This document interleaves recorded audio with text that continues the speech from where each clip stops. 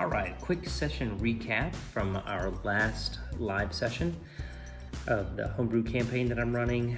Very quickly, the vast majority of the session was devoted to the player characters trying to figure out how to get over the waterfall successfully.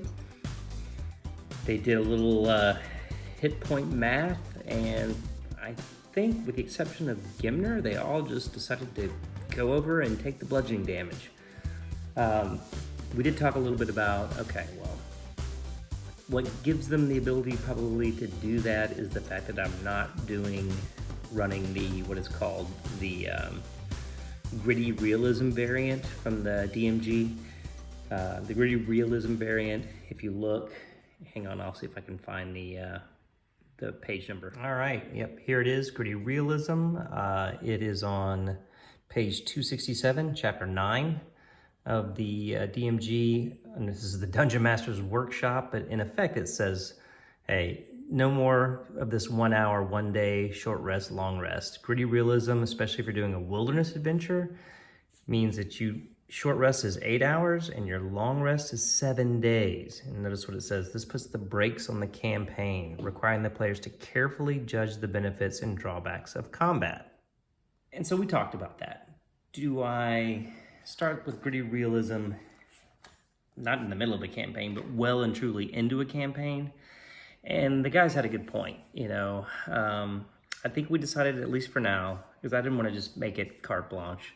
I'm a dungeon master, not a dictator. So their players, they probably would have paid a little more attention to different things when they were making their player characters, if they would have known that, you know, we were going to be running this type of Gritty Realism session. I'm going to push them a little bit out of their comfort zone in terms of short rest, long rest stuff. It was a lot of fun, the fact that they could go over the falls, just take the damage, kind of plan on resting, and kind of recovering that way. There's other things, though, that you can do as a dungeon master, besides just, like I said, maybe changing the rules on your players in midstream. I would caution against that, unless they're down for it, unless everybody's like, you know what, I think my player can handle it, or, you know, my player croaks, then I'll just roll up a new one. That also kind of messes with continuity of the campaign, and particularly if you've got some players who've grown attached to their characters.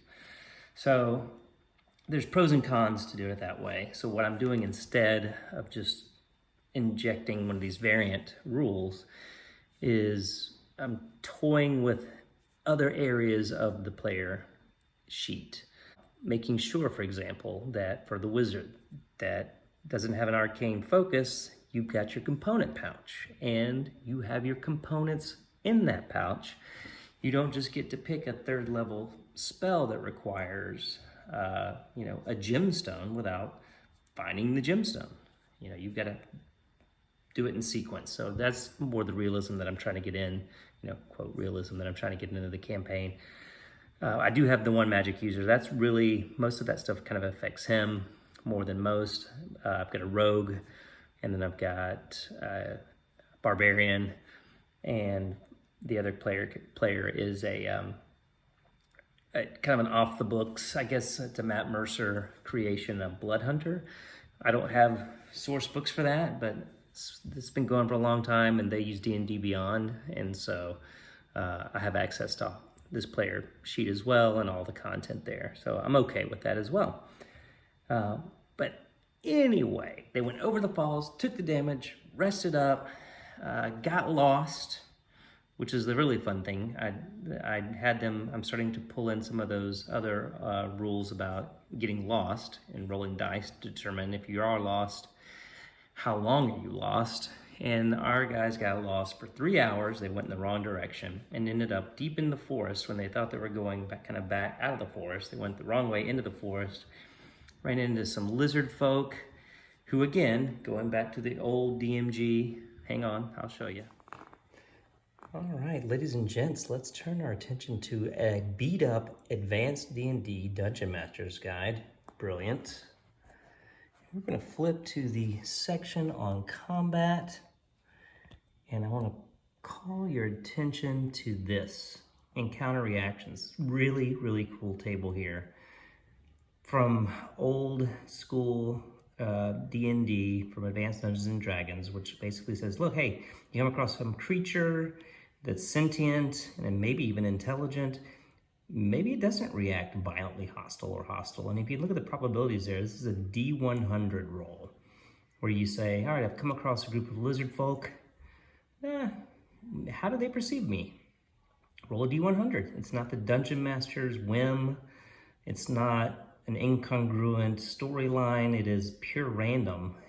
And then you play it out, you know. If it's uncertain, they're filling each other out. They get into maybe some parlaying, some banter. If it's violently hostile, then hey, you roll initiative. If it's friendly, maybe the immediate action is they come up and give you a big hug, you know, something really, really cool like that.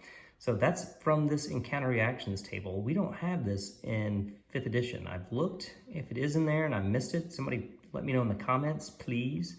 But this is a really interesting and fun way to sort of create some uncertainty into your encounters, rather than just, here's an orc, roll initiative. Here's some goblins, roll initiative. Here's some whatever, roll initiative. It's like, hey, there's some orcs, roll an encounter reaction.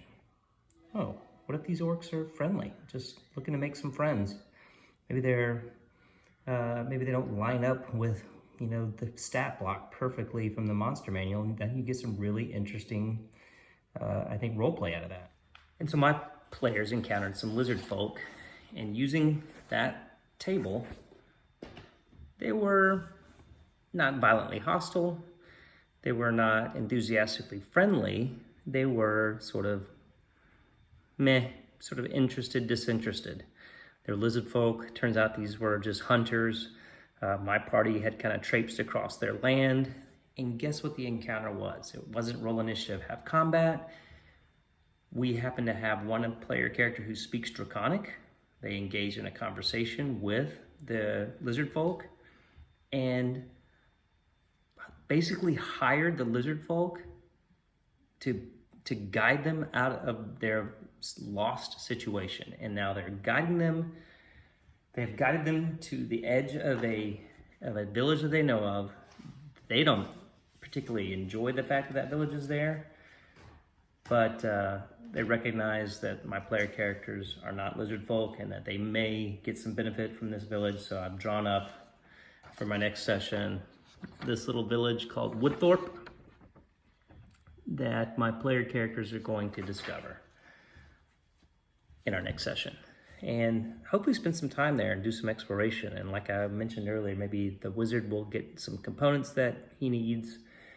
Maybe, who knows what they'll find? Who knows what they'll learn? Who knows what they'll hear? You know, the overall quest is still, this cosmic encounter is still taking place. They are still a part of their prophecy, but you know, as quests sometimes weave in turn, they've got to kind of figure out how to get back to where they're needed, and maybe they can find somebody in this village that can help them get back to Waterdeep eventually, which is miles and miles and miles away. So that's planned for next session. That's a recap of last session. That's a little conversation too about old school reaction tables, conversation about gritty realism, the new and the old combine. All right. Let me know if you have questions, comments, and in the comments section, I'll do my best to answer them. Please subscribe if you want to. I mean, it's up to you. And we'll see you next time.